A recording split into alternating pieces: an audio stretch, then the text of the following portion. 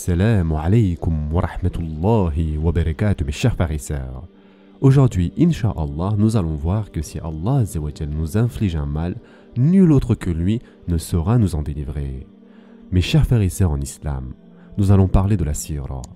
Après que les polythéistes aient tenté d'effrayer le prophète sallallahu alayhi wa sallam, et s'étaient donc résolus à lui faire du mal et lui causer du tort, Allah Azza wa Jal s'est adressé à lui pour le raffermir et désespérer ses ennemis de pouvoir arriver à leur fin et lui causer le moindre préjudice ou un méfait quelconque. Et en effet, Allah subhanahu wa ta'ala dit dans le Coran « Et si Allah fait qu'un malheur te touche, nul autre que lui ne peut l'enlever.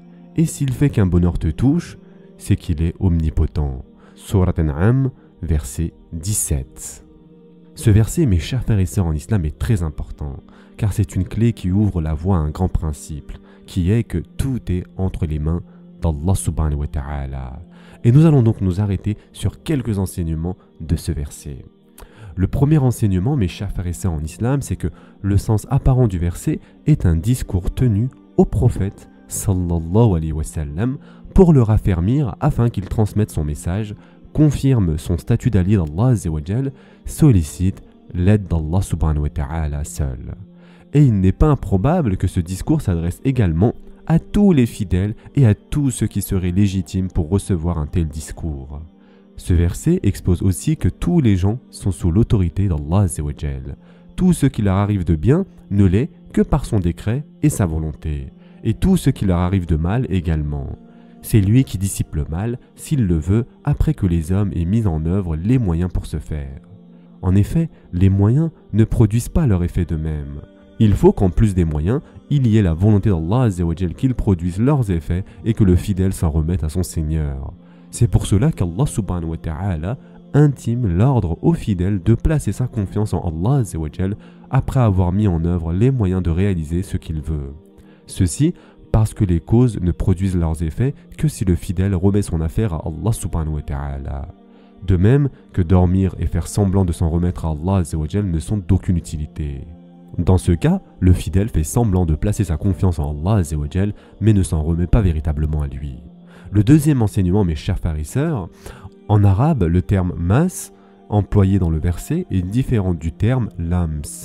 Ils peuvent tous les deux signifier toucher, mais le sens du terme mas, traduit par le verbe affliger, s'emploie plus particulièrement lorsque l'on parle de mal, d'orgueil, de châtiment, de fatigue, de méfait, de nuisance et de bien.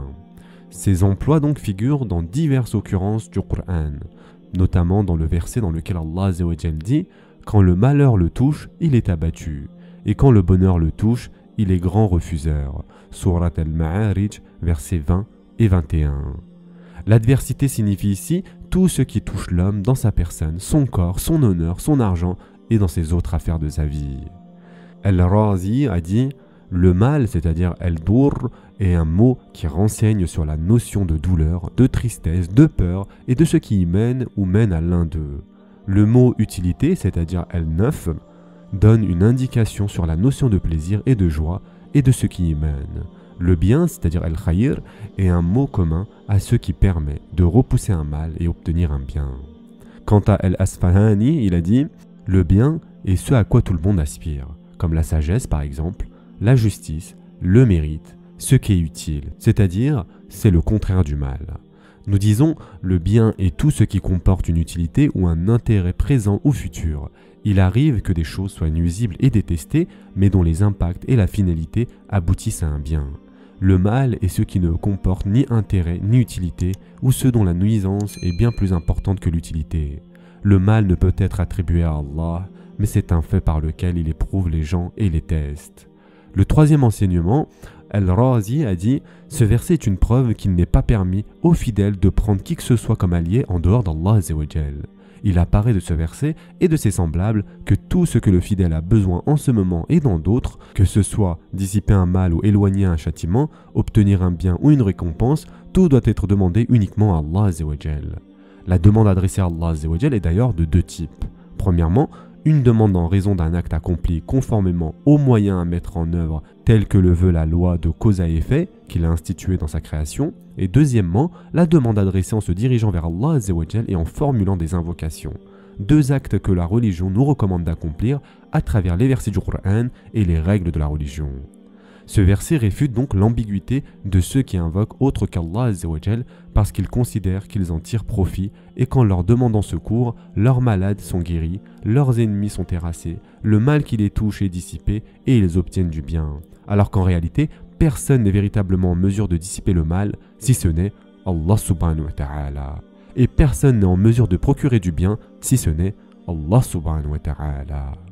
Le 4e enseignement que l'on tire, c'est que parmi les subtilités de l'éloquence du miracle coranique, la recherche des réalités par les expressions les plus concises qui englobent le plus la beauté de la langue, même si, de premier abord, il semble que cela soit le contraire. C'est le cas dans ce verset où les termes de mal et de bienfait et de bien et de mal sont opposés. Il faut savoir que la nuisance qui est attribuée à Allah Azzawajal n'est pas véritablement un mal.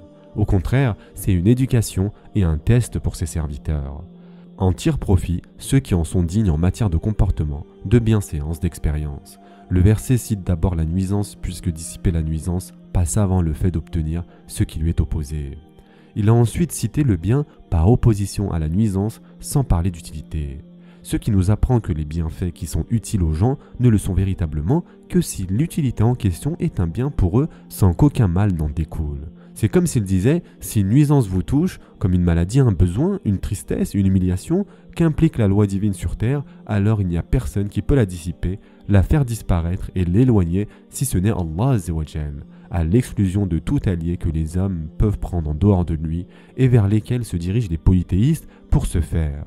Allah Azzawajal est le seul qui peut dissiper cette nuisance, soit en nous permettant de mettre en œuvre les moyens pour la faire disparaître, soit sans que nous ne fassions quoi que ce soit, ni que l'on agisse. Et la compassion subtile du Seigneur n'a pas de limite. D'un autre côté, s'il nous touche par un bienfait comme la santé, la richesse, la force, le statut, alors il est capable de nous le préserver, tout comme il est capable de nous le donner, puisqu'il a pouvoir sur toute chose. Quant à ceux qui prennent des alliés en dehors d'Allah Azzawajal, ils n'ont pas la capacité de retenir le moindre bien ou mal qui nous touche. 5e enseignement, mes chers frères et sœurs en islam, l'expression coranique dit que le fidèle est touché par un bien ou un mal, même infime. Et on ne peut pas dire que si une nuisance qui nous touche est minime, alors l'homme est capable de la dissiper. Personne n'est capable d'ôter le mal qui le touche, qu'il soit grand ou petit, si ce n'est par la permission d'Allah Azzawajal. Et il en est de même pour le bien. Un homme ne peut obtenir tout le bien sur terre, il peut seulement être touché par quelques biens. Le bien dans son ensemble lui est réservé dans l'au-delà. Le 6e enseignement est qu'Allah Azzawajal a mentionné que le bien et le mal peuvent toucher un homme, mais il a distingué ces deux faits de 2 points de vue. Le premier, il a d'abord mentionné que le mal peut toucher l'homme, puis il a mentionné que le bien peut aussi toucher l'homme. Il veut faire comprendre que toutes les nuisances qui atteignent un homme sont forcément suivies par un bien, et le salut de cette nuisance. Le deuxième est qu'en parlant du mal, il dit « Nul autre que lui ne saura t'en délivrer », alors qu'en mentionnant le bien, il dit « Car il a pouvoir sur toute chose ». Ceci montre que la volonté d'Allah Azzawajal de faire du bien à ses serviteurs prime sur sa volonté que ne les touchent des nuisances. Comme il est dit dans le hadith Qudsi, ma miséricorde l'emporte sur ma colère. Et ce hadith a été rapporté par Bukhari et Muslim, ce qui démontre la force de l'aspect de la miséricorde envers ses serviteurs. Le 7e enseignement, c'est que selon Anas radiallahu an, le prophète sallallahu alayhi wa sallam a dit « Faites le bien tout au long de votre vie et mettez-vous en quête des dons de la miséricorde d'Allah. Allah fait des dons de sa miséricorde.